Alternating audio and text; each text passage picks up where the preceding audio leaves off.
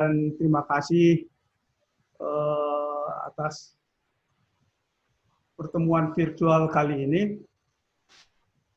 Dan sudah barang tentu kita bersyukur pada Tuhan karena momen ini istimewa sih, bagi saya istimewa nih.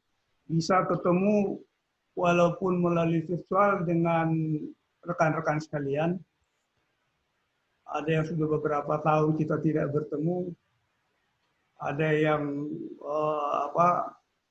dahulu bersama-sama sibuk terus, tapi kemudian sibuk masing-masing, bertemu lagi. Jadi benar kata Pak Herman Firdaus, nostalgia ini, reunian ini, ya Pak Firdaus ya. Bapak Ibu sekalian, jadi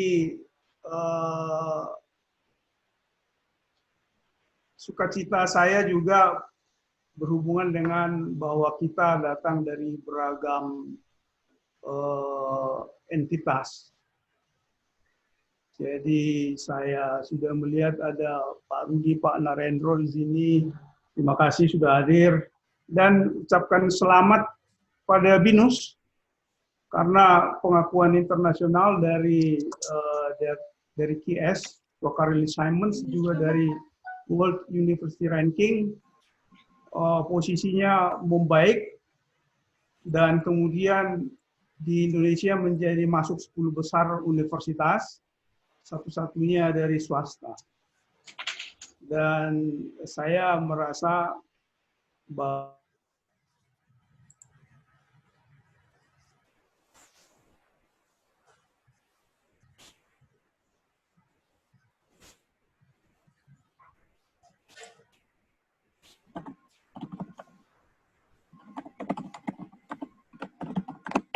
suaranya hilang.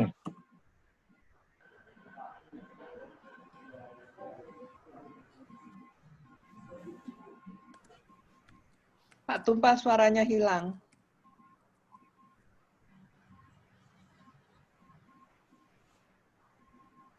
Posisinya kayaknya di mute itu. Enggak. saya udah mute. Sudah Pak Tumpah sudah kedengeran. Iya, ya. Mungkin karena proses itu tadi di sana. Jadi sekali lagi ucapkan selamat kepada BINUS atas capaiannya. Tanpa ada konsistensi bahwa membangun sistem menggunakan Baris Excellence Framework juga konsisten dengan capaian-capaian yang dilihat secara nasional maupun internasional. Kami juga melihat kawan-kawan dari PJB dan Pupuk Kaltim, capaian Bapak sudah mencapai industri leader dan semua capaian itu dia acknowledge oleh Balis program di NIST, National Institute of Standard and Technology. Jadi ini pertemuan yang istimewa, mudah-mudahan bisa share. Topik kita kali ini breakthrough business ecosystem facing the new normal. Pokok bahasan lebih banyak kepada bisnis ekosistemnya. Tentu juga pasti ada kaitan dengan the new normal. Dan pada kesempatan ini kami bukan bermaksud menggurui Bapak Ibu sekalian melalui webinar ini, tapi tak lain adalah mengingatkan kita kembali bahwa ada dinamika yang terus bergerak di dalam ekosistem bisnis kita, dan kemudian itu harus kita sikapi. Dan kemudian ketika menyikapi, kita harus melihat juga bagaimana sekarang model bisnis kita. Jadi pada kesempatan ini bukan menggurui, tapi mengingatkan kita, dan mudah-mudahan melalui diskusi-diskusi bisa menginspirasi. Karena webinar ini sesungguhnya adalah dari kita untuk kita. Jadi kemudian di tengah Bapak Ibu sekalian, di sini Baris Excellence Framework membangun sistem excellent untuk menghasilkan kinerja excellent dan daya saing global.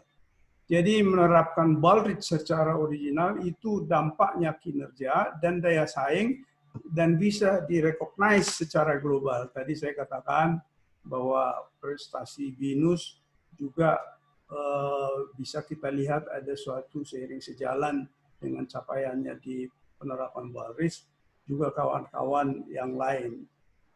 Bapak Ibu,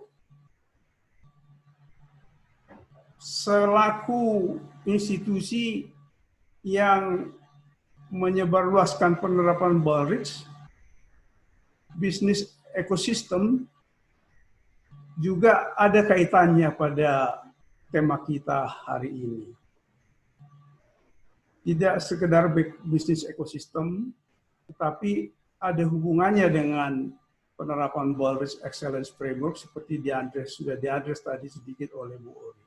Nah, nanti akan kita lihat secara bersama-sama. Karena itu outline ini adalah seperti apa sih yang dimaksud bisnis ekosistem. Kita samakan pendapat kita bisa share. Kemudian bisnis ekosistem dan the new normal atau impact yang diakibatkan oleh both sides.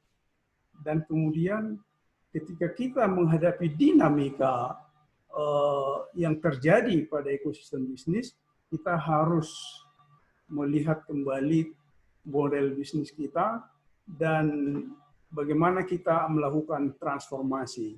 Sekali lagi, ini adalah menginspirasi. Secara teknis barangkali butuh waktu yang lebih panjang. Dan terakhir adalah mapping, analisis, dan kemudian conclusion. Bapak Ibu, saya mulai dari yang pertama, bisnis ekosistem.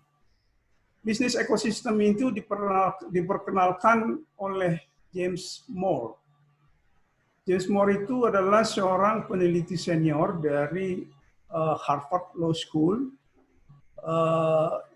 yang menangani lebih spesifik kepada masalah-masalah internet dan masyarakat, society.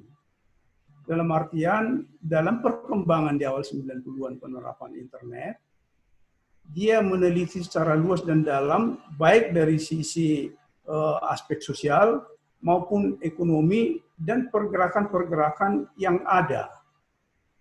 Dari pengamatan penelitian dia menulis buku artikel sesungguhnya di Harvard Business Review tahun 93, Predators and Prey, Predator dan Mangsa, A New Ecology of Competition. Dia merangkum setelah mengamati penerapan internet dan makin luas pemakaiannya, dia kemudian mengenalkan metafora biologis, menggunakan metafora biologis untuk menjelaskan perilaku organisasi. Kemudian dia melihat itu, kalau kita bicara metafora biologis, dia analogikan, dikiaskan dengan biologi, di situ ada ekosistem, maka dia juga mengatakan ada bisnis ekosistem. Juga pendekatan ekologis dalam menjelaskan aliansi dan kompetisi berbasis aliansi. Maksudnya begini, kalau kita bicara tentang biologi dan ekologi, ibaratnya kita membayangkan di hutan, di situ banyak spesies-spesies tumbuhan, tentu hewan, dan mungkin ada juga datang manusia. Tetapi kalau berbagai macam spesies yang ada di sana, itu bisa tumbuh bersama-sama menggunakan resources yang ada. Resources itu katakanlah air mengalir, katakanlah hujan yang membuat kelembaban, katakanlah sinar matahari yang membuat hijau daun, dan seterusnya. Mereka itu yang besar, yang kecil itu tumbuh bersama. Secara ekologi dia tumbuh bersama. Secara biologis dia bertumbuh, berkembang, dan tumbuh bersama-sama. Dengan analogi ini, kemudian tahun 96 dia mengatakan, menulis buku The Death of Competition. Maksudnya, ketika dia menggambarkan penggunaan jaringan internet, ada pertumbuhan cara menggunakan dan manfaat, dianalogikan dengan ekologi, maka dia tarik bahwa sesungguhnya, dan kemudian dilihat perkembangan yang ada, tidak boleh itu saling mematikan. Yang benar adalah harus sama-sama tumbuh, berkembang, menggunakan, dan di dalam jaringan itu. Itu maksudnya. Karena itu dia kemudian mengatakan bisnis ekosistem itu sebenarnya menggambarkan struktur dan perilaku jaringan organisasi berteknologi tinggi, di mana dia berbagi teknologi platform utama dan juga memberi jalan supaya perusahaan-perusahaan yang individual itu bisa bertumbuh dalam lingkungan itu. Jadi tumbuh bersama-sama menggunakan resource yang sama bersama-sama. Demikian seterusnya perkembangannya dari waktu ke waktu. Kemudian di era 2010-an sampai sekarang itu sudah makin meluas dan menjadi best practice. Ketika konsep bisnis ekosistem sudah menjadi best practices, disitulah nanti kita akan melihat hubungannya dengan Waldorf Excellence Framework. Tapi sebelum itu, mari kita lihat lagi. Dia mengatakan bahwa bisnis ekosistem itu sesungguhnya adalah jaringan organisasi. Yang tadi saya katakan di awal-awal dia meneliti pengguna internet dan society dan seterusnya. Kemudian di sana akan ada kumpulan-kumpulan simpul-simpul yang saling menggunakan. Nah, kalau kita sudah bicara bisnis, maka jaringan organisasi dimaksud bisa mencakup pemasok, distributor, pelanggan, pesaing, dan masih banyak hal lagi. Bapak Ibu yang punya bisnis yang lebih tahu organisasi apa saja lagi yang seharusnya kita masukkan dalam bisnis ekosistem kita. Apakah itu dari dalam industri atau di luar industri. Tapi yang pasti bahwa semua itu haruslah yang mempunyai peran dalam penyampaian atau delivery produk atau jasa. Mungkin kita berkompetisi, tapi mungkin pula bekerja sama. Tapi overall, konsepsi dia mengatakan bahwa tidak saling mematikan. Nanti kita lihat benar apa tidak. Karena apa? Kalau kita menggunakan platform yang sama, semua pada dasarnya seharusnya bertumbuh bersama-sama. Kalau ada yang kolaps, yang mengganggu jaringan, ya juga kita bisa berdampak. Begitu. Nah, entitas-entitas yang ada di bisnis ekosistem itu saling mempengaruhi dan menciptakan tata hubungan yang terus berkembang secara dinamis.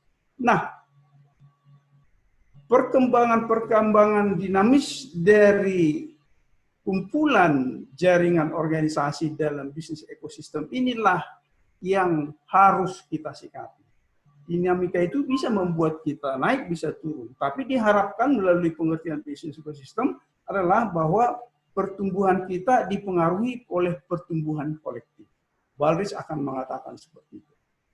Nah, dalam hal tersebut, sesuai dengan analogi di ekologi tadi dan biologi ekologi tadi, maka tiap entitas yang ada di dalam jaringan itu harus fleksibel, bisa mengadaptasi, ya, supaya dia survive. Jadi itulah mengapa dia menganalogikan dengan ekosistem biologis. Jadi bisnis ekosistem bisnis dianalogikan dengan ekosistem biologi. Begitulah pengertiannya.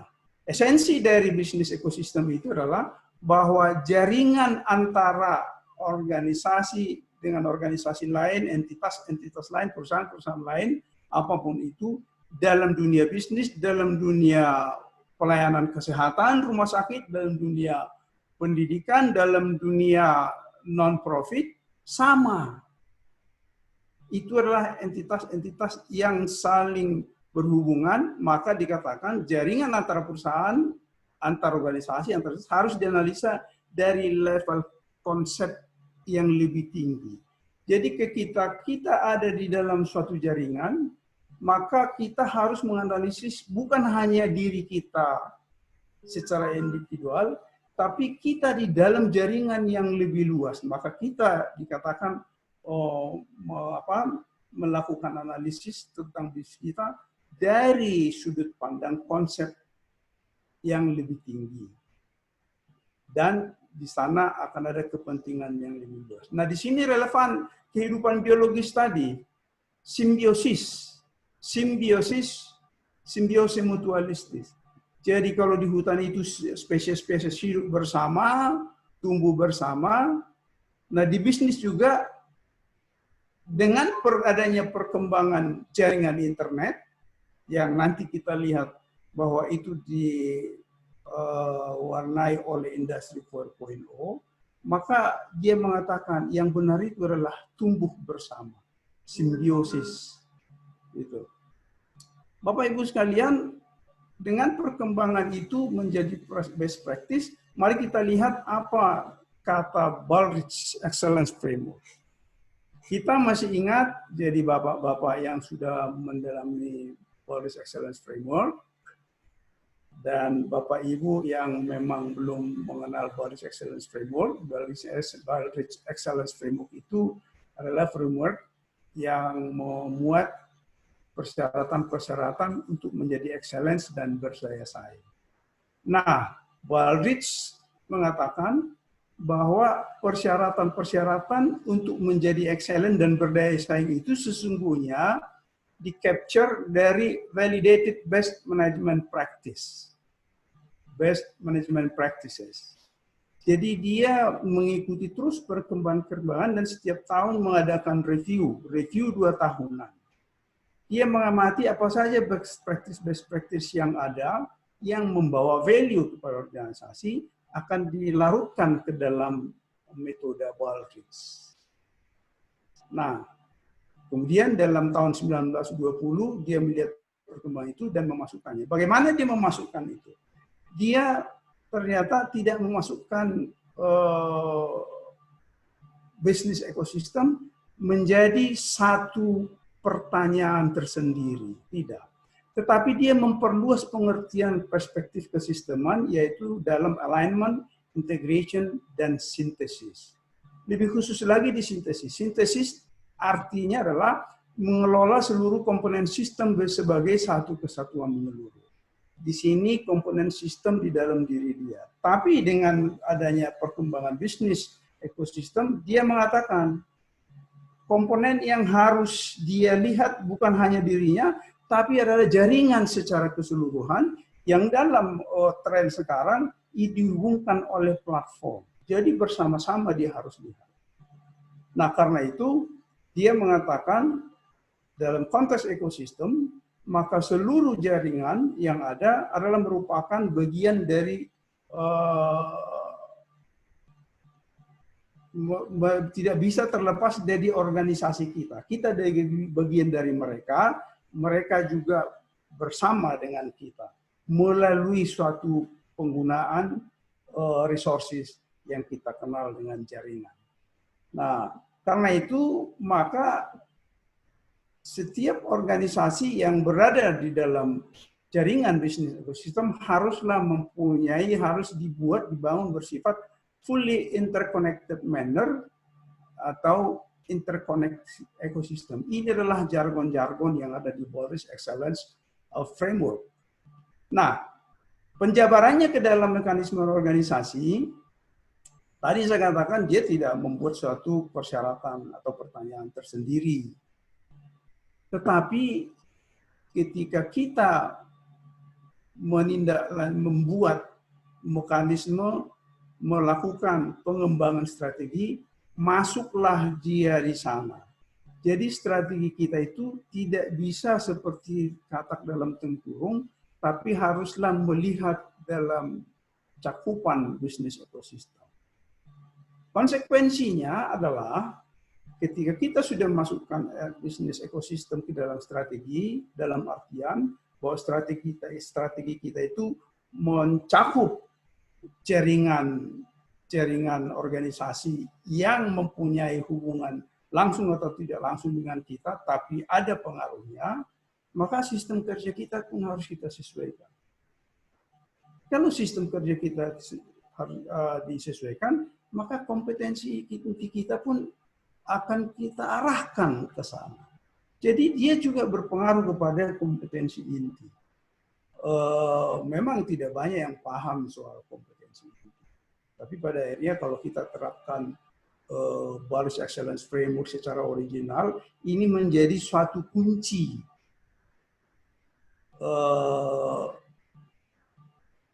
karena dia bertanya tentang kompetensi inti sekarang dan yang akan datang. Dan kemudian ini relevan dalam konteks ketika kita bicara bisnis ekosistem yang dinamis, kemudian kita sekarang bagaimana, nanti bagaimana. Begitulah Baldrige Excellence Framework menyikapi bahwa bisnis ekosistem itu sudah menjadi best practice. Karena itu dalam perspektif Baldrige, dia menuliskan di sini bahwa produk dan jasa semakin multidisipliner dan organisasi menjadi bagian dari interrelated cross industry. Itulah tadi jaringan-jaringan itu berhubung satu sama lain, masing-masing punya peran, dan ketika kita bicara membuat produk, barang atau jasa, peran-peran mereka itu ada di hulu atau di hilir. Nah, itu merupakan suatu ekosistem. Dan nanti kita lihat bagaimana sesungguhnya ekosistem dimaksud ketika kita kaitkan dia dengan penggunaan teknologi digital dan Internet of Things, IoT. Bapak Ibu sekalian, seluas itu jaringannya, maka jaringan kolaboratif dengan saling ketergantungan dapat meliputi semuanya, dan organisasi baik dalam industri maupun di luar industri. Ada kolaborasi dan saling ketergantungan. Karena itu pertumbuhan organisasional, mari kita bayangkan, bisa tergantung dari pertumbuhan tersebut. Ya toh? Demikian juga dengan kemampuan menyiapkan masa depan. Pertumbuhan kolektif dari ekosistem bisnis tersebut. Dan dengan cara itu kita kembali harus mengarah kepada apa? Kinerja excellent dan daya saing. Dengan inilah kita kemudian memperbaiki diri secara sendiri di dalam jaringan, dan kemudian kalau banyak melakukannya secara nasional, dan kemudian berdaya saing secara global. Itulah esensi yang diterapkan oleh Baldrige Excellence Framework dalam konteks original. Kemudian Bapak Ibu sekalian, gambarannya sederhananya adalah seperti ini.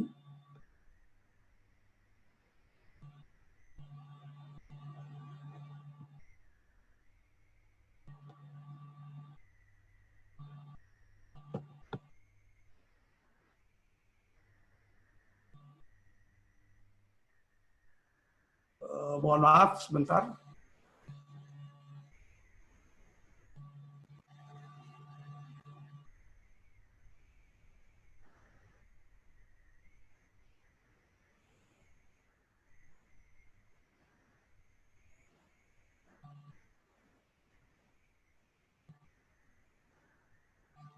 Atau saya skip saja.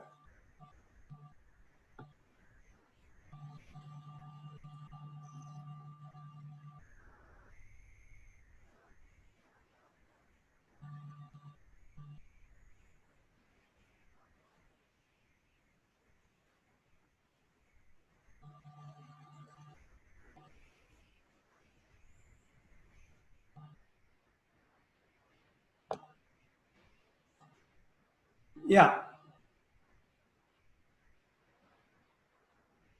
Mari kita lihat, pertama adalah dari lingkungan kita sendiri. Kita sebut core business.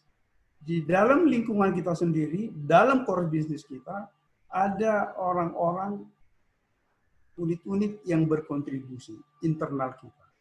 Dan ada dari luar, dari hulu, itu pemasok, dan ketika kita deliver kepada pelanggan, ada yang namanya saluran distribusi. Ini membentuk sistem. Dan sistem ini adalah objek yang harus kita pelihara dengan baik. Tetapi dengan perkembangannya, tidak cukup hanya itu. Ini yang dimaksud, kemudian kalau kita perluas, jaringan itu menjadi lebih luas. Di dalam konteks penggunaan teknologi digital dan Internet of Things, maka semua ini terhubung baik keluar maupun masuk melalui suatu jaringan. Nah, karena itu pula, karena melalui suatu jaringan, ini adalah ekosistem kita dengan lingkaran kedua.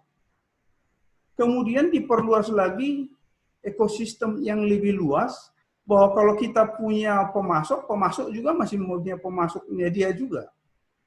Ada asosiasi, ada serikat pekerja, ada stakeholder, dan sebagainya. Bapak Ibu, bulatan-bulatan kecil ini harus kita ketahui secara tepat. Karena di sini sangat mungkin banyak perubahan, dan kita harus tahu bagaimana hubungan kita ke dia, dia ke kita. Bapak Ibu, ini dilandasi platform digital teknologi. Sekali lagi, konteks diskusi bisnis ekosistem adalah dalam konteks penggunaan teknologi. Itu tadi Bapak Ibu sekalian. Nah, kemudian Bapak Ibu sekalian, kalau begitu, itulah bisnis ekosistem. Slide terakhir menggambarkan bagaimana kita memahami jaringan itu, jaringan kita dengan siapa, di extended, dan kemudian di ekosistem keseluruhan. Bapak Ibu, apa hubungannya dengan istilah-istilah baru new normal? Bapak Ibu, di industri 4.0, saya tidak bicara lagi industri 1, 2, 3. Di situ sebenarnya menggunakan teknologi digital dan menggunakan internet yang memungkinkan hubungan secara virtual, yang memungkinkan juga penyimpanan data, pengambilan keputusan, dan sebagainya. Bapak Ibu, saya bikin beberapa di bawah itu adalah itu semua terjadi, kemudian bisa digunakan sendiri dan bersama-sama, harus ada platformnya. Nah, jadi dalam perkembangan terakhir adalah bahwa kalau kita bicara industri 4.0, kita bicara bisnis ekosistem, kita dihubungkan oleh platform teknologi digital, bisa saja melalui model cloud computing. Begitu. Nah, kalau kita bicara penggunaan platform teknologi digital, kemudian dengan sendirinya model bisnis kita jadi berbeda daripada model tradisional biasa.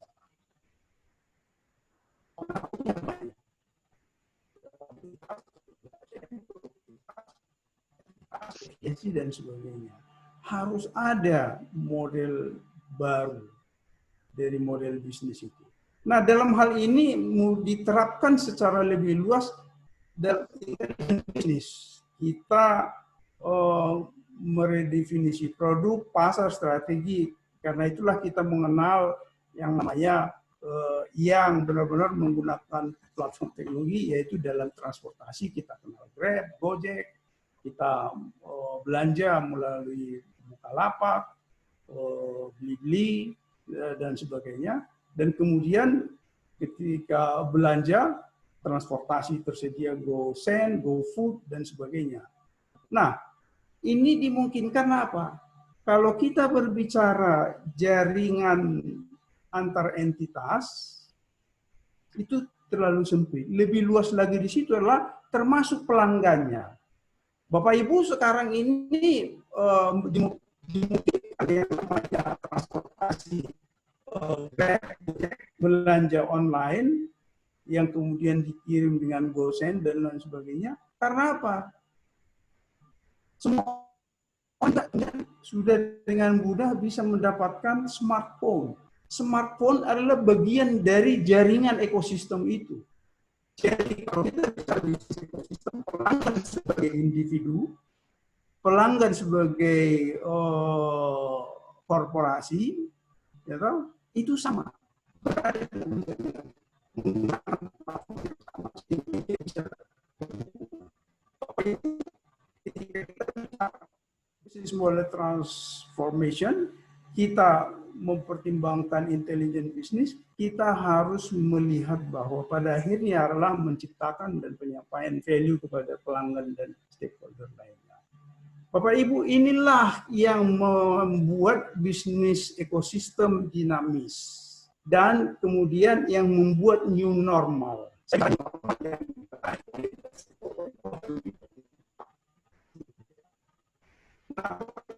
Bisnis ekosistem berubah normal.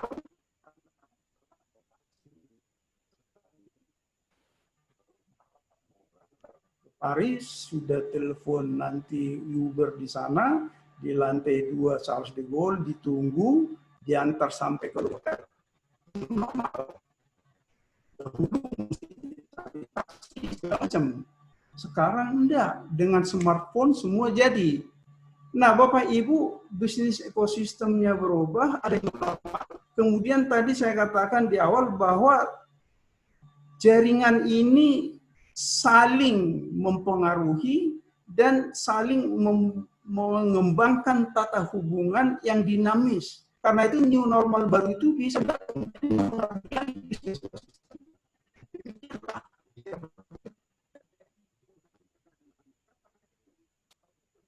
Apakah itu perusahaan, apakah perguruan tinggi, apakah rumah sakit, apakah organisasi pemerintahan, harus selalu mengidentifikasi seperti apa perkembangan bisnis ekosistemnya. Pandemi COVID-19 menyebabkan perubahan. Karena ancaman yang di bawahnya, maka kita membuat sesuatu yang disebut new normal. New normal yang didrive oleh pandemi COVID-19 adalah new normal yang didrive oleh protokol kesehatan. PSBB, social distancing, physical distancing, work from home, bisa dimungkin work online learning, meeting, ada GoFood, ada GoSend. Itu adalah new normal yang didrive oleh protokol kesehatan, bisa dilakukan karena apa? Ada fasilitas yang didrive oleh industri 4.0 yang sebelumnya, dan kemudian kita jadi bisa membuat new normal yang didrive oleh pandemi COVID-19. Jadi kebiasaan baru kita, pandemi COVID-19, ditolak oleh fasilitas yang dimungkinkan oleh industri 4.0 tadi, sehingga itu bisa berjalan. Saya malah melihat sesungguhnya pandemi COVID-19 itu bisa difasilitasi pada saat yang sama percepatan juga ini untuk new normal yang di-drive oleh. Kenapa saya katakan begitu? Ada tidak new normal menyikapi pandemi COVID-19. Yang namanya work from home itu dalam rangka produktivitas ke depan sudah harus juga. Demikian juga dengan online learning, itu sudah pasti dan sebagainya. Nah, demikian Bapak Ibu, bisnis ekosistem new normal dan impact. Kemudian mari kita lihat bagaimana kita menyikapi bisnis ekosistem yang berpengaruh pada kita. Katakanlah, tadi saya katakan bahwa bisnis ekosistem yang dinamis itu dengan penggunaan platform teknologi,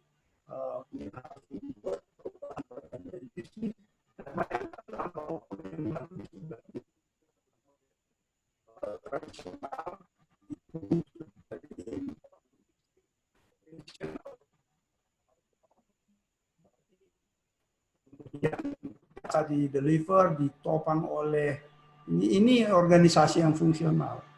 Maka ini ditransform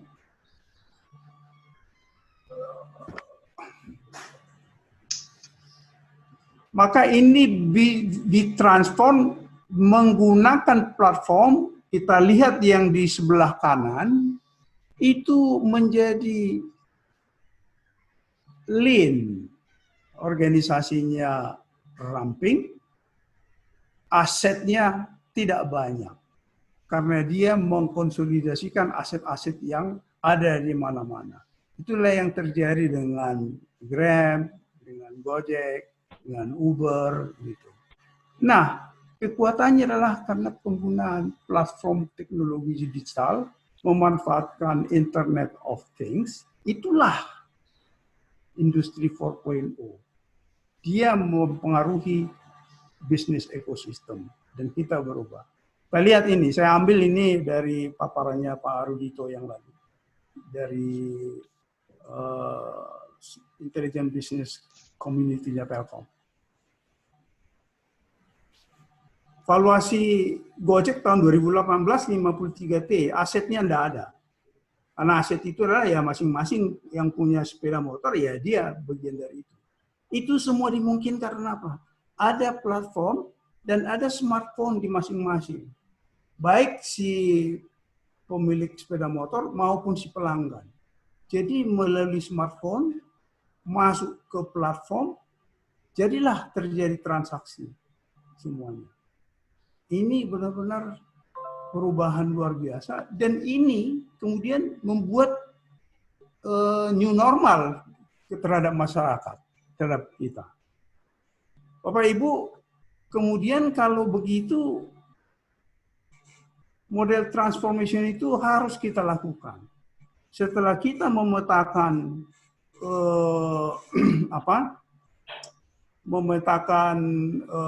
bisnis ekosistem kita buat analisisnya, nanti kita lihat bagaimana cara mappingnya. Maka ketika kita mau menyesuaikan bisnis kita, apakah itu perusahaan, profit, atau perguruan tinggi, atau rumah sakit, organisasi non-profit, seperti misalnya BPJS, gitu kan non-profit. Masing-masing semua punya ekosistem bisnis. Ekosistem bisnisnya itu dianalisis. Ada the magic triangle. Jadi, apa yang ditawarkan kepada pelanggan? Sehingga ada value proposition. Habis itu how, bagaimana? Itu value chain-nya seperti apa? Dan who, siapa yang disasar? Menjadi mengapa dia yang disasar? Mengapa harus melakukan itu? Harus dianalisis melalui revenue model. Apakah dengan model itu kita profitable? Model sederhana ini sesungguhnya menginspirasi kita, sesungguhnya. Lebih teknis, itu masih banyak hal. Bapak Ibu, kalau kita sudah punya bisnis, organisasi kita sudah punya aktivitas, itu adalah segitiga yang di sebelah kiri. Yang di sebelah kiri, saya coba dulu.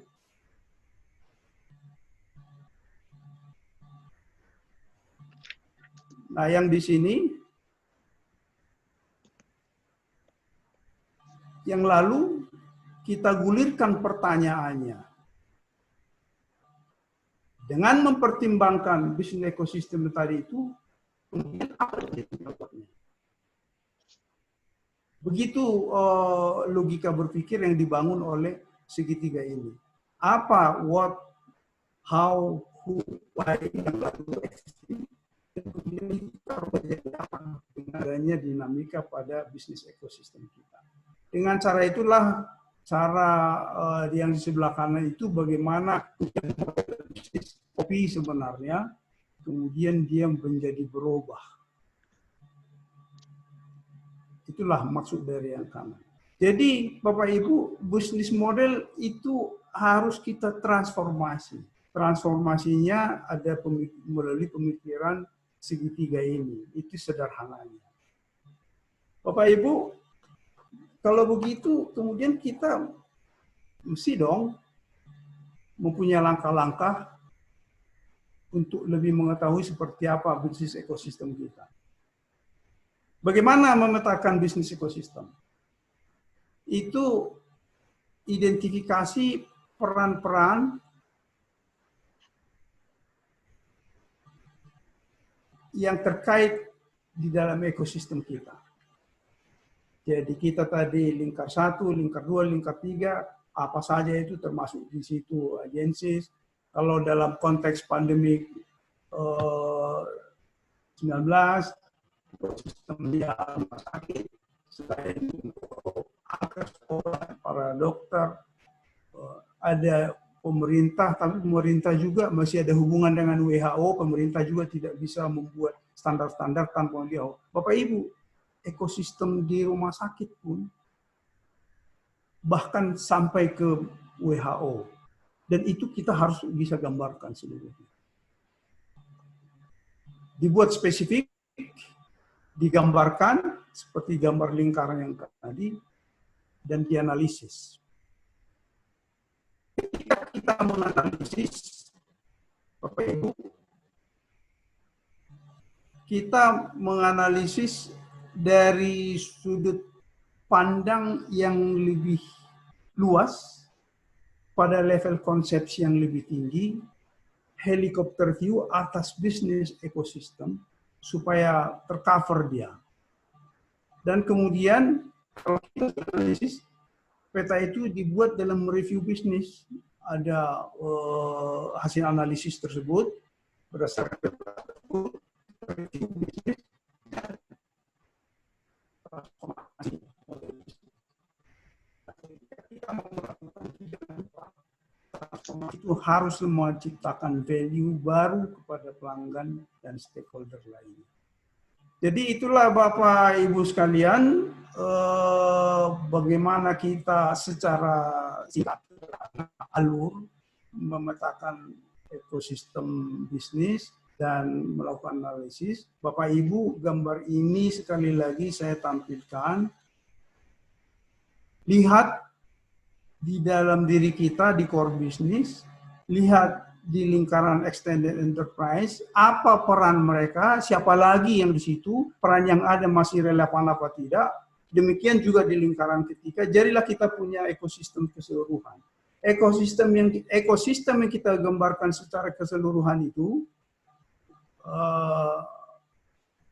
ini semuanya haruslah masing-masing jelas apa perannya. Bagaimana kita kepada mereka dan apa peran mereka kepada kita, itu semua dipetakan. Dari situ terlihatlah ketika ini nanti dimasukkan dalam perencanaan strategis, kita bisa kontrol, dan kemudian ketika itu sudah diketahui Bapak Ibu, baru kita review. Kita lakukan sekarang ini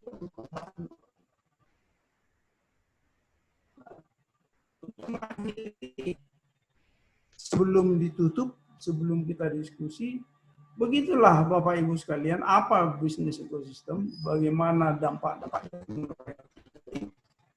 kemudian bagaimana transformasi bisnis, bagaimana memetakan dan menganalisis menggunakan dalam perencanaan strategis. Bapak Ibu bayangkanlah, sesungguhnya inilah jaring-jaring bisnis ekosistem. Kalau tadi adalah sederhana bentuk lingkaran-lingkaran, ini dalam bentuk jaringan-jaringan. Bapak Ibu, apa yang bisa kita pelajari di sini? Bahwa dengan penggunaan platform teknologi dan Internet of Things, apa yang bisa kita lakukan? Garis hijau adalah delivery barang dan jasa. Kita lihat yang hijau tebal itu. Dari Apple keluar, dari luar ke Apple.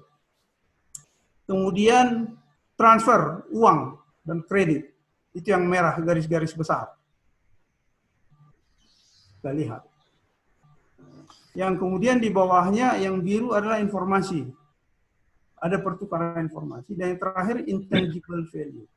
Nah, kalau kita lihat bagaimana Apple berhubungan dengan MIT di sebelah kiri, kemudian MIT memberi apa ke Apple dan juga memberi apa kepada individu. Katakanlah alumninya, dan alumninya memberi apa intangible value kepada Apple. Bapak Ibu, seluas ini selayaknya kita. Entitas bisnis, entitas perguruan tinggi, entitas rumah sakit, entitas non-profit, entitas pemerintahan, selayaknya kita membuat Kalau begitu, maka kita akan maju bersama-sama maju. Karena itulah maka di awal dikatakan tadi oleh Moore, the death of competition. Kompetisi itu sesungguhnya tidak lagi saling mematikan. Tapi yang benar simbiosis. Bagaimana simbiosis dilakukan? Berkolaborasi. Barangkali itu dulu, sementara Pak Tony, paparan saya sudah barang tentu kawan-kawan mempunyai pendapat dan boleh berbeda pendapat Bapak Ibu sekalian untuk memperkaya forum. Monggo Pak Tony. Baik Pak Tumpal, terima kasih. Mohon peserta webinar untuk mengaktifkan videonya. Saya akan memberi kesempatan pada Ibu Bapak untuk menanyakan kepada Pak Tumpal. Pertama Pak Herman Firdaus. Masih ada lagi? Sebentar.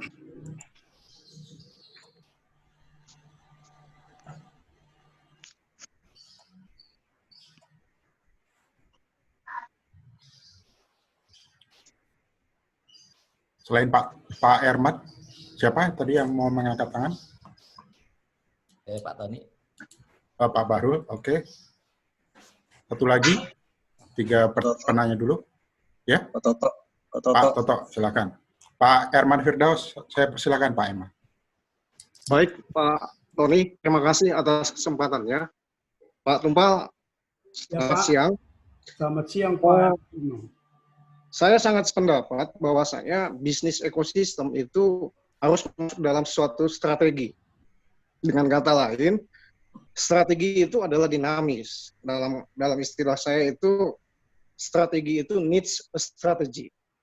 Nah, saya ada 2 pertanyaan Pak Tumpal terkait ini. Seperti yang kita ketahui bahwasanya dalam suatu ekosistem itu the real desire of ekosistem itu variasi Pak, bervariasi, ada yang mutual ataupun unmutual simbiosis. Nah, pertanyaan pertama, bagaimana managing excellence-nya agar kedua mutual sama unmutual itu menjadi simbiosis semua, mutual simbiosis. Itu yang pertama. Yang kedua, bagaimana excellency dapat dipertahankan dalam kondisi yang new normal. Seperti diketahui bahwasanya di dalam new normal itu kondisi unlinear, kemudian juga diperlukan extraordinary excellence. Nah, bagaimana kita di dalam business framework, business excellence framework itu mewujudkan extraordinary excellence, extraordinary eksekusi sehingga ekselensi itu dapat dipertahankan. Terima kasih Pak Tumpal. Baik, makasih Pak. Mungkin dikumpulkan dulu Pak pertanyaannya. Atau mau langsung? Ya, silakan Pak. Singkat Pak, karena waktu juga. Baik Pak. Yang pertama, change management-nya adalah pertama, kita harus tahu sebenarnya apa yang menyebabkan kita harus berubah, harus clearly define. Kita harus tahu persis. Kemana kita akan bergerak, karena Bapak mengatakan tadi ada desire, ada mutual, ada unmutual. Kita harus tahu kemana, Bapak ya. Baru kemudian Bapak mengatakan ketika simbiosis apa mudah itu kan gitu tuh Pak ya? Iya. Iya toh Pak ya? Dan bagaimana ya, merubahnya kan gitu Pak ya? Ya, Bapak betul. Ibu, itu perlu ada satu pemahaman ketika kita bersama dalam suatu jaringan yang berkompetisi. Mari bayangkan, kita bergelut satu sama lain merebut pasar, atau mari kita bersama-sama menciptakan pasar. Mana lebih baik, sama-sama lapar atau sama-sama kenyang? Karena itu Pak Herman, kita harus tahu ini mau kemana sih sebenarnya. Betul? Dan kemudian kita lihat karakteristik dari bisnis ekosistem ini, tadi saya katakan ada interrelated. Ketika kita berkompetisi, dalam berkompetisi kan ada jaringan lain yang mensuplai dia, ada jaringan lain mensuplai kita, sampai ke ujung-ujung. Kemudian ada juga regulasi yang harus apakah kita akan ribet dengan saling menjatuhkan atau menggalang kemudian membentuk pasar yang lebih besar. Ini harus didalami. Karena itulah dikatakan bahwa ketika melihat kondisi kita di dalam jaringan ekosistem bisnis, maka analisislah dia dari level yang lebih tinggi, kepentingan yang lebih luas. Ketemu dia itu Pak, akan ketemu langkah-langkahnya. Simbiose adalah bahwa antara satu dan yang lain itu hidup bersama, tumbuh bersama. Tapi dia kan makan yang dia dapat juga kan.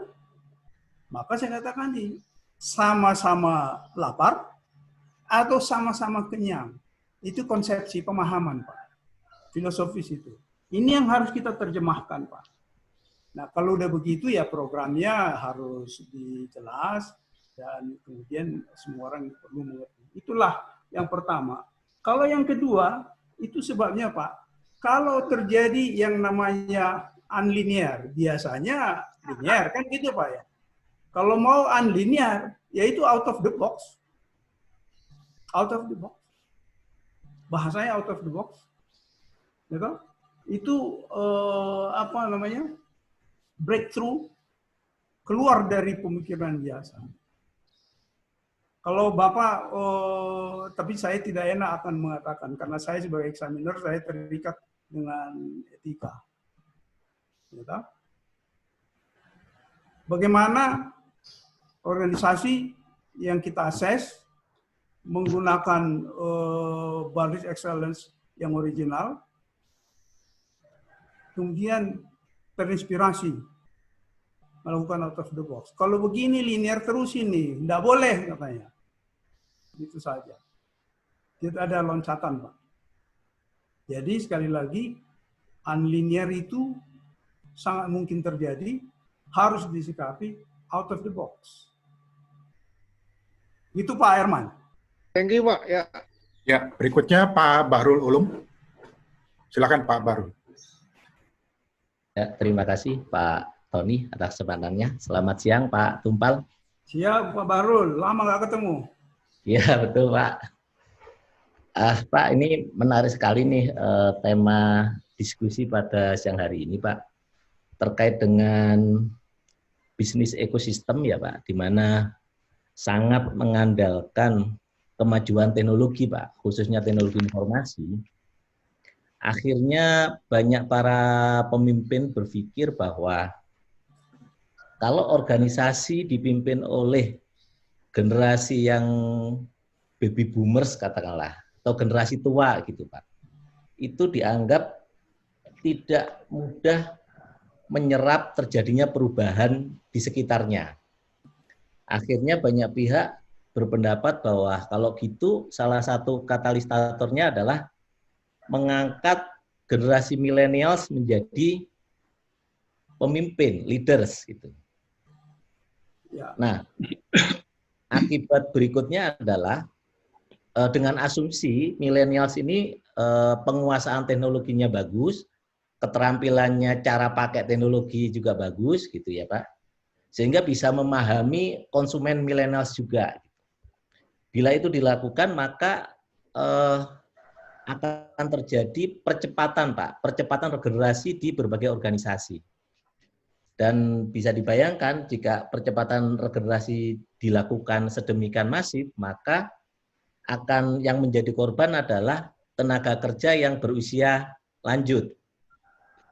Dari pandangan Business Excellence Framework, itu seperti apa kalau dikaitkan dengan values-nya itu penghargaan kepada tenaga kerja, Pak? Itu Pak yang saya tanyakan. Makasih Pak. Baik, langsung ya Pak Tony. Silakan. Baik Pak, ini terutama kalau ada loncatan teknologi, pada saat yang sama bisa juga karena juga ada gap generasi. Jadi milenial itu masuk lebih cepat bisa karena tuntutan bisnis, bisa juga karena memang gap generasi. Tapi isu yang Bapak angkat adalah karena bisnisnya harus berubah. Kan gitu Pak ya?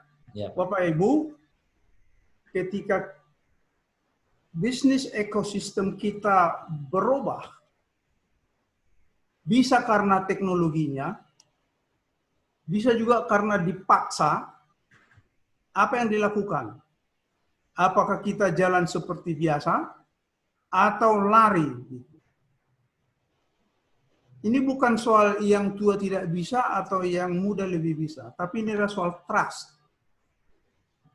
Masih percaya kita kepada orang tua seperti saya untuk berproduksi? Percaya kepada yang muda bahwa dia pun bisa berproduksi, itu masalah trust. Tetapi jika lingkungan bisnisnya memang sudah harus, tinggal pilih mau cepat atau lambat. Cara bisa ditentukan kemudian. Apakah saya boleh menceritakan suatu kejadian nyata, Pak Bahrul? Ya. Terlepas bahwa saya adalah pensiun dari Telkom, tapi kejadian ini di Telkom. Ketika teknologi analog melalui transisi microwave, sentral yang dulu mekanik, dan sistem satelit, awalnya semua pakai teknologi analog, datang yang baru teknologi digital. Dulu untuk 10.000 satuan sambungan telepon, gedungnya harus sebesar kantor pusat, Pak. 6 lantai di Gambir sana. Tapi dengan teknologi digital 10.000 itu hanya sebesar lemari es. Apa menurut Bapak dampak dari itu? Jumlah tenaga kerja, kapabilitas, sistem manajemen, cara memanajemen ini teknologi tidak lagi seperti dulu putar obeng. Ada perubahan yang luar biasa. Pak Pilis bagian dari perubahan itu soalnya. Beliau membuat sentralnya digital itu yang pertama dari PT Inti. Jadi paham beliau apa yang saya maksud. Ini soal orang tua apa soal milenial, Pak? Bukan. Tapi itu adalah soal keharusan dan harus diputuskan. Nah, karena itulah semua orang diberi kesempatan melalui pendidikan, asesmen, siapa yang bisa dan tidak bisa. Tetapi tidak boleh mengabaikan yang sudah tidak bisa. Karena dia tidak bisa itu bukan karena dia tidak bisa. Karena zamannya berubah. Platform dari pengetahuan dulu yang analog tidak seperti membalik tangan dirubah ke digital. Jadi mereka harus dihormati. Ada cara menghormati itu. Nah, maka di tahun 90-an, Telkom harus melay-off sekitar 25.000 tenaga kerja. Tidak ada yang ribut ya Pak ya? Artinya apa? Bisa kan? Dan siapa yang memimpin? Umur 40-an. Sekali lagi, saya tidak sedang berbicara Telkom karena saya dari Telkom. It's not important. Tetapi itu adalah best practice yang terjadi, yang saya berada di dalamnya, saya menceritakannya apa adanya. Bisa Pak? Transformasi luar biasa bisa dilakukan dan tidak bergejolak. Pasti ada jalan. Itu yang penting. Makasih Pak Burhan. Pak Tony. Ya, Pak Bahrul tadi Pak. Terima kasih Pak. Pak Bahrul.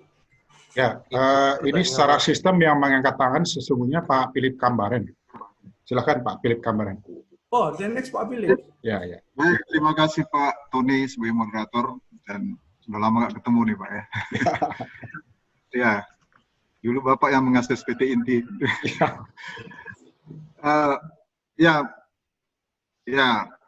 selamat berjumpa Pak Tumpal ya. Jadi ya banyak yang saya kenal di sini, kalau saya tegur satu persatu nanti habis waktu ya. Tapi menarik memang soal bisnis ekosistem ini. Pertama mungkin sedikit pendapat lah. Jadi kalau kita memikirkan dengan cara ini, berarti setiap gerakan di perusahaan itu harus melihat istilahnya lihat tetangga gitulah.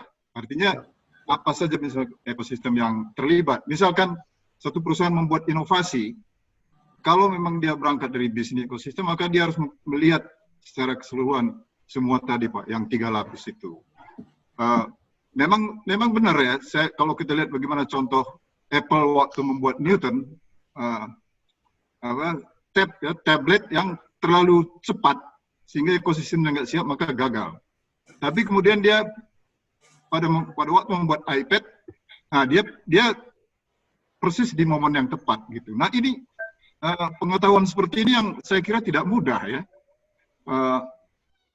sebab ongkosnya mahal kalau kita salah menginterpretasi atau kalau tidak peduli dengan bisnis ekosistem. Kecuali kalau kita punya semua, tapi zaman sekarang kayaknya perusahaan yang vertikal itu dari top down semua punya nggak akan ada lagi gitu.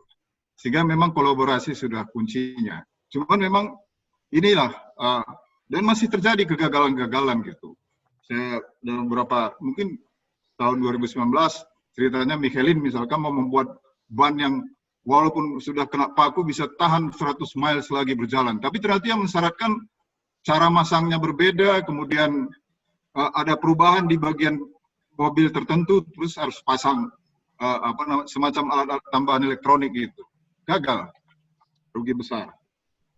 Banyaklah case-case gitu. Tapi kalau kita bicara dengan perusahaan yang memang sifatnya just business, tidak ada inovasi atau inovasi hanya tidak dominan gitu, dia mungkin lebih banyak trading, mungkin lain lagi pendekatannya gitu ya.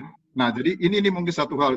Nah, tapi yang lebih penting lagi pertanyaan saya, sekarang bagaimana kita sebagai ex-miner gitu? Apakah ini sudah menjadi satu background knowledge kita pada saat kita meng-examine perusahaan gitu? Memang Bapak tadi bilang di kriteria 2020 mungkin baru introduction, karena kan mereka selalu sedikit delay, sudah matang dulu ilmunya, baru dia akan masuk. Tapi dugaan saya, karena ini memang strategik, mungkin yang akan muncul sebentar lagi, 2021, 2022, pasti itu biasanya pengalaman saya lihat dari pengalaman sebelumnya, maka itu akan semakin mendalam, mungkin akan sudah mulai masuk ke pertanyaan-pertanyaan di berbagai kategori gitu. Katakanlah misalkan strategic planning gitu. Nanti pertanyaan, apakah strategic planning Anda sudah melakukan evaluasi tentang bisnis ekosistem gitu. Nah, sekarang kita sebagai ex-miner tentunya harus sangat perlu update tentang basic knowledge ini gitu. Nah, gimana kira-kira pendapat Pak Tumpal? Terima kasih. Baik Pak, kalau pernyataan yang pertama, ya terima kasih Bapak memperkaya diskusi ya Pak Philips ya. Memperkaya diskusi. Terima kasih. Nanti saya tanggapi yang kedua.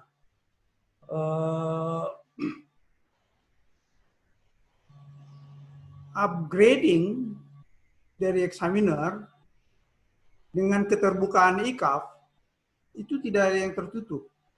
Ketika kita mau mengakses, kita selalu refresh dulu kan. Dan kemudian ada twinning. Bapak masih ingat? Betul? Bahwa ketika mengakses, itu ada kombinasi. Dan kemudian benar-benar dicek. Karena begini Pak Philips, membuat examiner tidak mudah. Sekalipun kita khusus di NIST, belum tentu bisa. Dalam arti standar dari NIST. Tapi kita dapat sertifikat. Karena itu, ini harus terus ditekuni. Karena apa? Pergerakan skor dan band of excellence dari tingkat ke tingkat. Maaf ya. Dari tingkat ke tingkat, kalau kita ikuti, kita memperoleh pembelajaran di situ dan kita share. Jangan mengakses yang akan masuk ke kategori 5, kategori 6, cara kita tetap. Karena pindah band itu tidak semata-mata skor. Ada kisi-kisi yang harus dipahami. Bisakah semua orang karena skor jadi industry leader? Tidak bisa. Ada syarat lain selain skor. Syarat ini kemudian mengkoreksi apakah dia benar di skor itu. Pemahaman ini, Pak, harus dari waktu ke waktu. Dan harus memahami yang namanya, kalau masih ingat, yang namanya scoring guideline tone. Apa artinya? Nah, inilah yang kita pakai, Pak. Nah, jadi dan kita terbuka kepada para eksaminer untuk mendalami itu, tapi terutama ketika mau ngakses. Karena kalau sebelum asesmen lakukan itu lupa pula kan, nah itu dia. Jadi itulah Pak, karena itu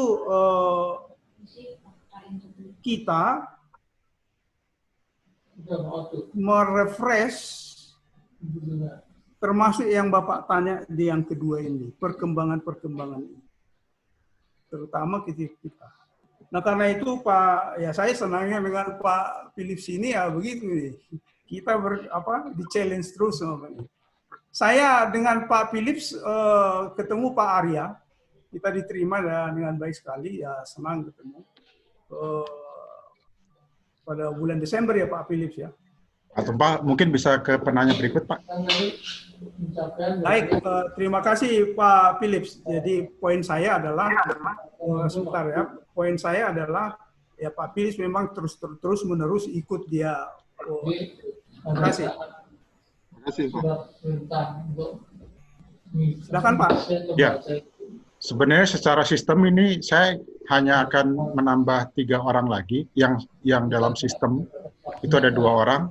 Tapi tadi Pak Toto katanya mengangkat tangan, cuman di sini tidak kelihatan ada tandanya. Saya akan berikan kesempatan kepada 3 penanya berikutnya, dan ini termin terakhir karena memang waktu juga. Pertama ke Pak Syekh Musahwan. Maaf kalau saya salah sebut nama. Syekh Muhawan Pak. Ya, silakan Pak Syekh. Ya, selamat siang Pak Tumpal. Pak Tumpal, Iya Bos. gimana kabarnya Pak Tumpal? Kabar baik. Ini Kalau Pak Tumpal. kalau namamu pasti tidak salah saya. Iya Pak Tumpal. Mohon disingkat Pak. Ya. Pertama dan terpenting adalah setiap perusahaan harus memutuskan apakah akan membuat ekosistem platform sendiri Pak, menjadi mitra dalam pengembangan platform ekosistem, atau dia bergabung dengan salah satu atau ekosistem yang telah mapan Pak. Sehingga setiap perusahaan harus mampu memetakan lingkungan bisnisnya, Pak. Mengidentifikasi hubungan dan interkoneksi kepada mitra digital dan pengembang, Pak. Sehingga dia menilai bagaimana dan apa dari ekosistem itu digital yang akan muncul di kemudian hari. Gimana, Pak Tumpal? Dan yang kedua, contohnya di Indonesia gimana, Pak? Perusahaannya itu seperti itu, Pak. Cukup, Pak? Pak Syekh? Cukup, Pak. Silakan, layan Pak Tumpal.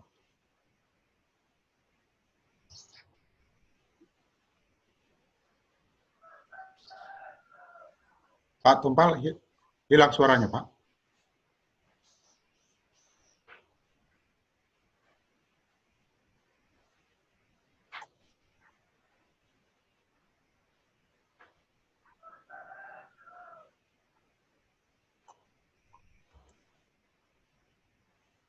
Suaranya hilang, Pak Tumpal. Bentar.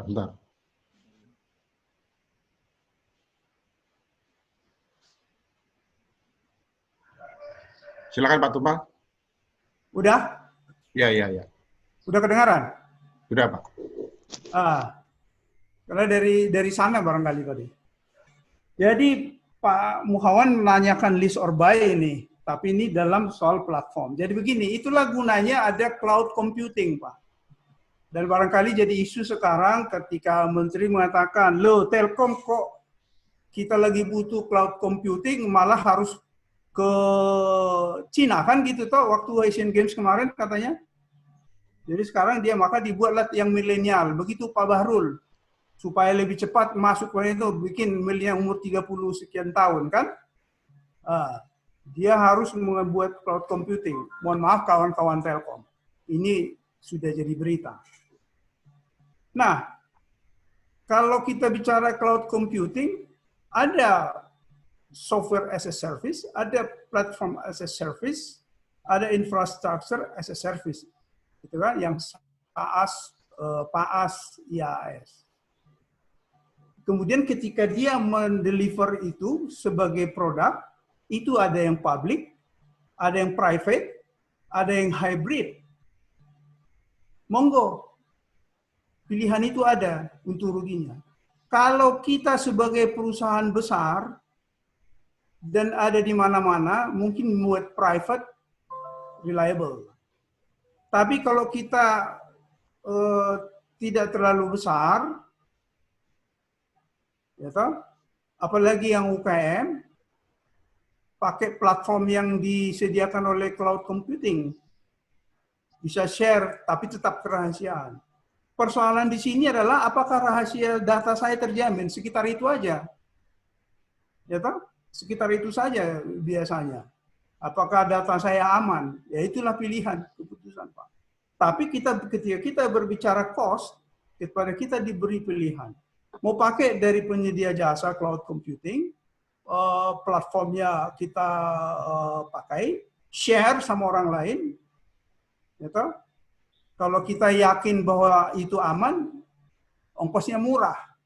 Tapi kalau kita nggak yakin, kita harus membangun sendiri, ongkosnya mahal gitu. Belum lagi, belum berapa lama berubah teknologinya, berubah.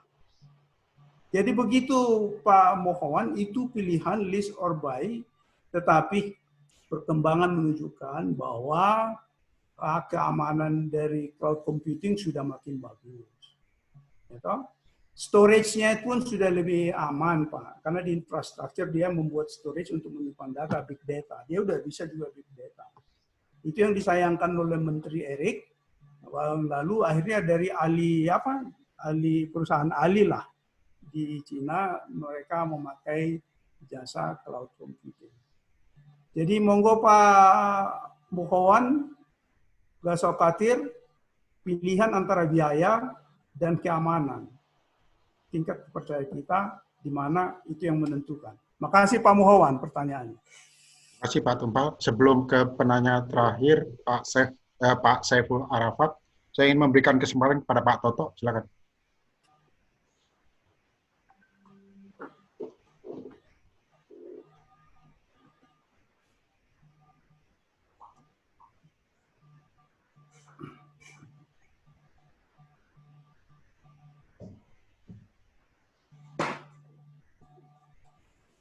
Pak Toto.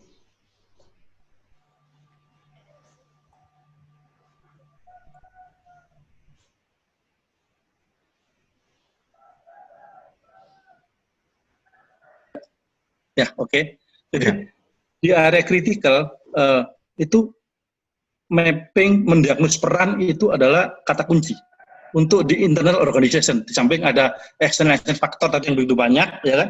Nah, apa yang menjadi tolok ukur kami di sini di internal ya, bahwa mapping peran di setiap aspek bisnis proses, ya kan? Ini tidak bisa di capture dengan cepat biasanya Pak, ya, sehingga akan ketinggalan, ya kan? Customer maunya larinya kemana, sehingga kita ngerapannya gimana? Bagaimana Pak mengakselerasi ini? Nah, terus yang kedua tentu dengan adanya pengaruh eksternal dan dinamika yang ada di krisis ini, itu perlu adanya setup dari future core competence kita itu harus sebetulnya kita kira ke arah mana. Itu aja Pak. Terima kasih Pak. Silakan Pak Tumpal.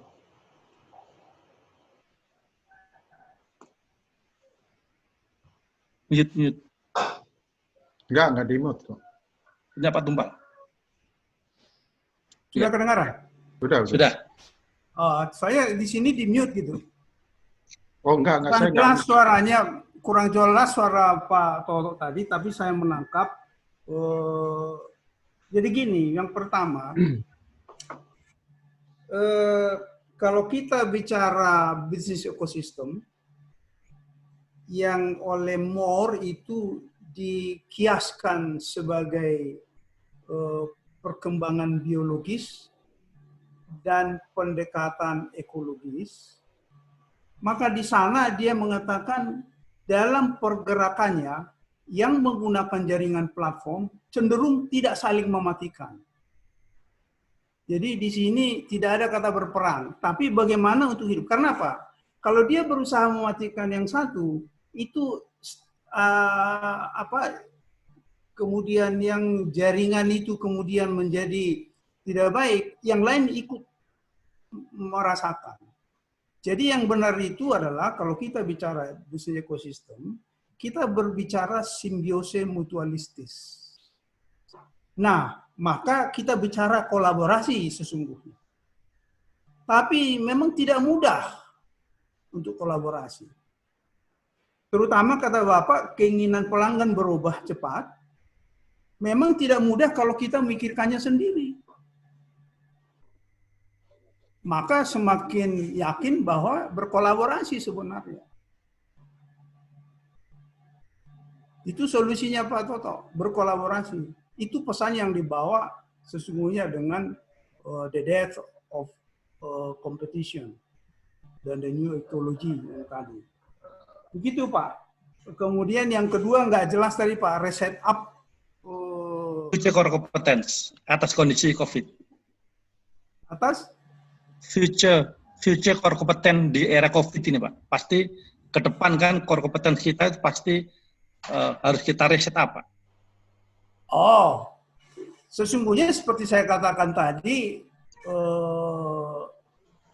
bukan COVID-nya yang membuat. Jadi karena COVID jadi core competence berubah, enggak. Tidak langsung seperti itu. Karena ini namanya anomali, semua juga kena, gitu kan?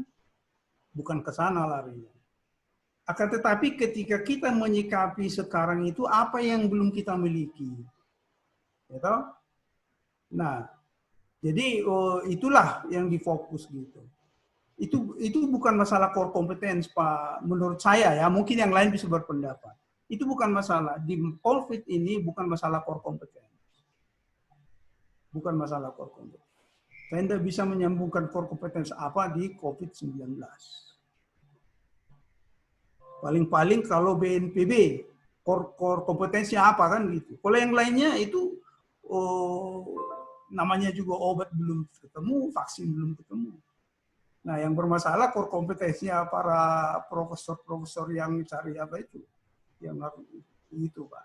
Tapi personal kan. Soalnya gini Pak, untuk industri obat, untuk rumah sakit, itu harus memikirkan melakukan reformulasi baru kan Pak, karena sebelumnya ini tidak dalam kerangka berpikirnya dia. Gitu. Iya Pak, saya paham Pak. Jadi itu sebelum ke core competence kita bicara ke sistem bisnis itu Pak. Dan itu salah satu topik yang akan datang barangkali Pak Toto, mendalami tentang apa yang terjadi di situ yang akan datang.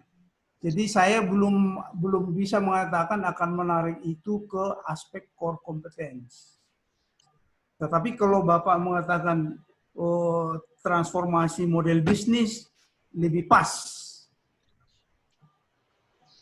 Masalahnya ada di model bisnis, dugaan saya. Karena ada banyak perubahan kan Pak ya, di ekosistem pelayanan kesehatan. Itu dulu Pak. Oke, terima kasih Pak Tumpal. Nah, nanti menyusul dia core kompetensinya. Makasih. Ya, oke, terima kasih.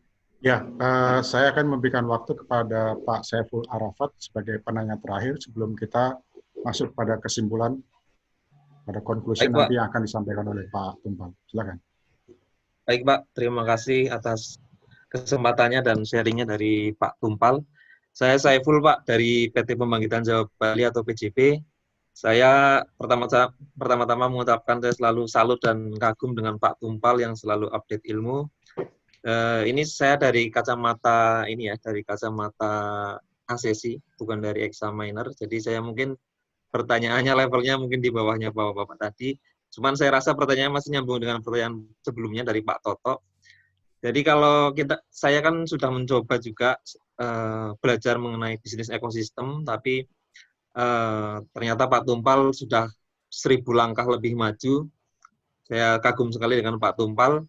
Kemudian di slide yang terakhir yang tadi yang judulnya bisnis ekosistem mapping and analysis, ada beberapa highlight yang di-highlight warna merah oleh Pak Tumpal, yaitu ada fleksibel, adaptif, symbiosis, collaboration, kuasai platform digital, business model transformation. Beberapa dari kata-kata yang di-highlight tersebut bisa kita pahami, namun yang menarik bagi kami adalah yang symbiosis dan collaboration. Mengenai ya, Pak? Dengan charger. Mohon maaf ada yang belum di-unmute. Ya, jadi yang menarik bagi kami adalah yang symbiosis and collaboration. Jadi ke depan itu mungkin trennya adalah setiap organisasi dalam suatu ekosistem akan berkolaborasi dan bersimbiosis untuk memenangkan persaingan ataupun bisa survive dalam industrinya. Namun dampaknya adalah kita bersaing dengan siapa itu menjadi tidak jelas, Bapak. Jadi bisa jadi yang tadinya bersaing bisa jadi partner kita. Kemudian muncul juga kan terminologi competition, yaitu kooperatif dan competition. Jadi pertanyaan saya adalah bagaimana kita memenangkan persaingan di dalam ekosistem yang seperti itu ketika pesaing kita itu juga adalah partner kita, kemudian mungkin apa yang menjadi kekuatan yang bisa memenangkan persaingan tersebut kan menjadi sangat tidak jelas seperti itu, Pak. Berbeda dengan kondisi sebelumnya, sebelum adanya business model transformation ini seperti itu, Pak. Pak Tumpal, mohon pencerahannya, Pak. Terima kasih. Baik, terima kasih. Menarik nih. Ini pertanyaan dari industry leader ini. Dan industry leadernya PJB diakui oleh NIST. Jadi kita apresiasi capaiannya PJB. Pak Saiful, memang kalau kita bertitik tolak dari berkompetisi, dan kemudian berkompetisi itu kita katakan berperang seperti kata Pak Toto tadi, ya betul Bapak, kita ini berperang dengan siapa nanti gitu. Tapi ketika kita berbicara, dan ini yang ingin dibawakan, berbicara hidup bersama-sama saling menguntungkan, maka musuh kita nanti adalah pertumbuhan, Pak. Apakah saya tumbuh dengan baik? Karena kalau berperang adalah mengalahkan siapa? Saya lebih cenderung mengatakan adalah paradigma. Jadi Bapak nanti di-challenge, Bapak pada saat ini di-challenge-nya bukan dengan mengalahkan siapa-siapa, posisi Bapak industry leader ini. Saya pakai kemudian posisi Bapak, supaya lebih mengena ya Pak Asal. Ketika Bapak sekarang pada posisi industry leader, Bapak berkompetisi dengan siapa? Bapak sedang bersaing dan ingin mengalahkan siapa? Ya, kalau itu kan sudah jelas Pak, pesaing kita gitu kan, yang kita bandingkan gitu kan. Nah, maka dari pengertian simbiosis dan ini, biarlah yang lain tumbuh dan kita kemudian berperang kepada bersaing dengan capaian, Pak. Apakah saya bisa lebih baik lagi? Capaian saya lebih baik lagi. Nah, kemudian yang lain berpikir sama nih ya, karena tidak berpikir berperang toh. Dia pun berpikir ke yang lebih tinggi lagi. Nah, kemudian siapa bisa mencapai yang lebih tinggi, di situ dia menangnya, Pak. Maka dia bersaing ke atas kan? Kata kuncinya pertumbuhan tadi itu ya Pak? Pertumbuhan. Betul. Jadi bagaimana kita tumbuh bersama-sama dan siapa yang tumbuh lebih baik menurut kodratnya gitu Pak. Pertumbuhan Bapak kalau diruangkan misalnya 10 triliun, yang lain sudah tumbuh persennya besar tapi hanya 1 miliar, kan bukan begitu. Sesuai kodratnya lah kan, tapi tumbuh bersama. Paradigma Pak yang mau lebih untuk menginspirasi Pak. Jadi begitu Pak Saiful, jadi tidak lagi soal mengalahkan siapa, dan pas pada posisi Bapak, pertanyaan Bapak ini relevan, bukan soal mengalahkan siapa, tapi Bapak ini kemudian mencapai yang lebih baik, sementara orang lain masih mengejar Bapak, ya toh? Bapak meningkatkan punya Bapak. Betul toh Pak ya? Betul Pak, betul. Di situ dia letaknya Pak, di situ challenge-nya Bapak, disitulah persaingan Bapak terhadap diri Bapak. PJB bersaing pada dirinya untuk capaian yang lebih tinggi. Nah itu baru pas dia dengan diskusi kita hari ini. Ya Pak Saiful Pak ya. Oke Pak, terima kasih atas pencerahannya Pak. Makasih Pak. Baik, Ibu Bapak sekalian, sampailah kita pada penghujung acara, yaitu konklusi. Silakan Pak Tumpal untuk memberikan konklusinya. Oh, baik Bapak Ibu sekalian, jadi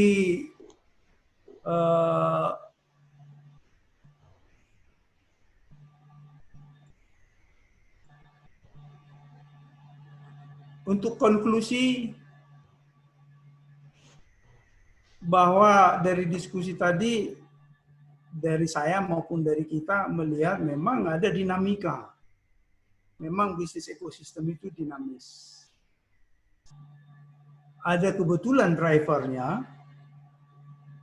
itu perkembangan platform berbasis teknologi digital dan Internet of Things yang dinamis. Ekosistem kita pun juga menjadi dinamis, yang harus kita sikapi. Maka dari diskusi itu kami ingin coba menyimpulkan, katakanlah bisnis ekosistem Anda, no matter how big, tidak jadi soal seberapa besar size kita, tidak jadi soal bidang kita, perusahaan, rumah sakit, perguruan tinggi, non-profit. Mari masing-masing kita petakan ekosistem kita. Gitu? Buat hubungan-hubungan perannya. Jadi clear. Dan ketika menganalisis, lihatlah dari atas, dari level konsepsi yang paling tinggi dan luas. Supaya apa? Supaya ketika berpikir itu tidak hanya diri kita, tapi kesemuanya. Ingat, kesalahan kita dalam menganalisis yang bisa mengganggu jaringan juga akan mengganggu orang lain. Yang ketiga, analisis dampak dinamika bisnis terhadap bisnis. Bapak Ibu, ketika kita menganalisis, maka pakailah prinsip fleksibel dan adaptif. Tidak berkeras. Kenapa? Karena semua yang dalam jaringan itu kan saling mempengaruhi sebenarnya. Dan saling membuat tata hubungan. Nah, dalam rangka itulah relevan kita bicara fleksibilitas dan adaptif terhadap situasi. Ke depan, perusahaan yang lebih fleksibel dan yang adaptif itu lebih survive. Kemudian, dalam menindaklanjuti itu ya tentu bisa breakthrough, disebut breakthrough, terobosan karena keluar dari yang biasa. Bapak Ibu, kolaborasi adalah hal yang langka sebenarnya. Sejujurnya memang di kita ini kolaborasi itu tidaklah mudah. Tidak mudah. Kenyataannya tidak mudah. Karena itu saya berani mengatakan kalau mulai berkolaborasi itu sudah breakthrough. Berkolaborasi. Kemudian bisnis model baru lah, kembangkan bisnis model baru. Kembangkan bisnis model baru. Atau bagi yang baru menyadari perubahan itu. Tapi kalau sudah melakukan bisnis baru, tentu ke depannya itu improvement. Tidak setiap saat model baru. Platform is the key. Bapak Ibu, ketika kita bicara bisnis ekosistem menggunakan jaringan yang sama, platform yang sama, maka di sini platform ini menjadi key. Ketika kita bicara platform itu menjadi key, tiap-tiap entitas harus menguasai platform. Bapak Ibu, saya ingin beri bayangan sedikit.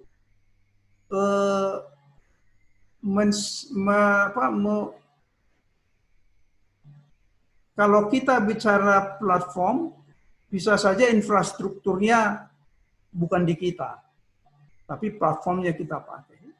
Sehingga tidak memerlukan kapabilitas menangani infrastruktur.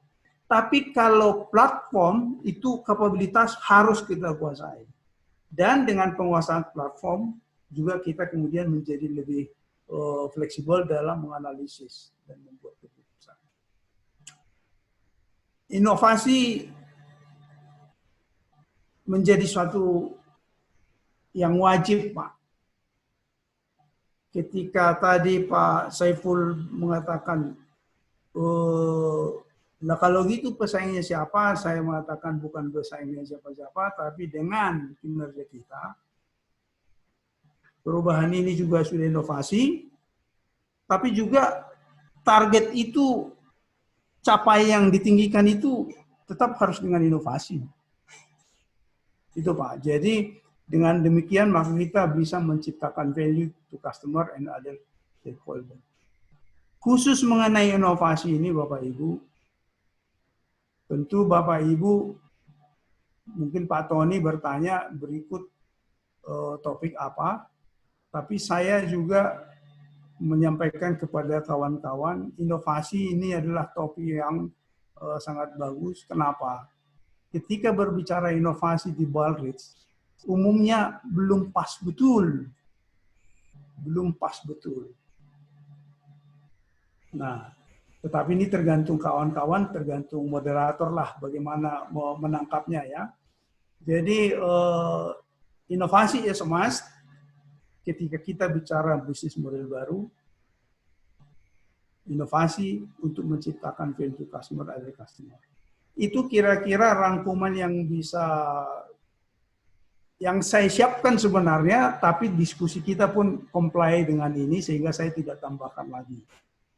Begitu Pak Tony dari saya. Jadi sebelum ditutup, sekali lagi saya berterima kasih kepada, saya langsung closing statement ya Pak Tony ya.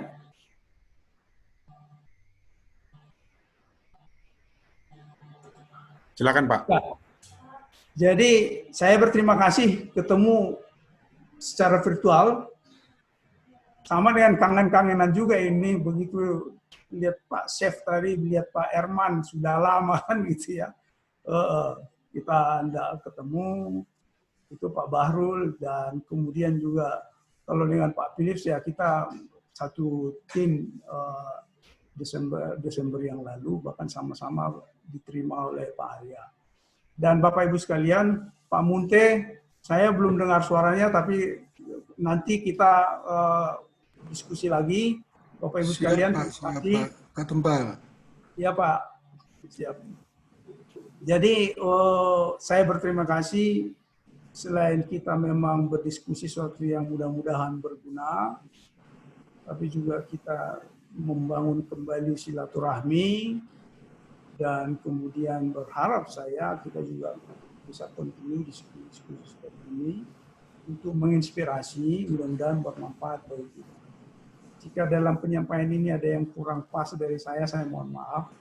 Tapi saya apresiasi betul gestur Bapak Ibu sekalian yang bisa saya lihat di Pak Tony, terima kasih. Ya, terima kasih Pak Tumpal. Ibu Bapak sekalian, memang waktu juga yang akan membatasi kita, tetapi sesungguhnya saya sudah memberikan waktu yang lebih dari yang sudah kita jadwalkan. karena ternyata salah satu agenda kita siang ini adalah kangen-kangenan. Makanya tambah waktu tidak apalah. Ya kan, semakin kita lama bertemu pada siang ini akan semakin mengobati rasa kangen kita. Untuk berikutnya, saya akan sampaikan link evaluasi webinar kita siang hari ini. Mohon Bapak Ibu bisa catat atau foto atau screenshot. Sebagai penutup, sekali lagi kami sebagai penyelenggara mengucapkan banyak terima kasih atas partisipasi Ibu dan Bapak sekalian. Sekaligus mohon maaf karena ada beberapa hal yang membuat kita tidak nyaman tadi pada acara ini. Dan kami yakin bahwa Ibu dan Bapak akan bersedia mengisi form evaluasi ini demi perbaikan penyelenggaraan kegiatan kami ke depan. Di dalam form evaluasi ini ada email address yang perlu dituliskan. Kenapa? Karena dengan Ibu Bapak mengisi form evaluasi yang ada emailnya nanti, kami akan men-share materi Pak Tumpal siang hari ini. Begitu Pak Tumpal? Ya Pak. Ya. Jadi silakan dicatat, di foto atau di screenshot. Kami akan membagikan materi webinar siang hari ini melalui email. Sekali lagi kami ucapkan terima kasih, selamat beraktivitas, dalam keadaan yang sehat selalu, dan akhir kata, wassalamualaikum warahmatullahi wabarakatuh. Waalaikumsalam. Waalaikumsalam.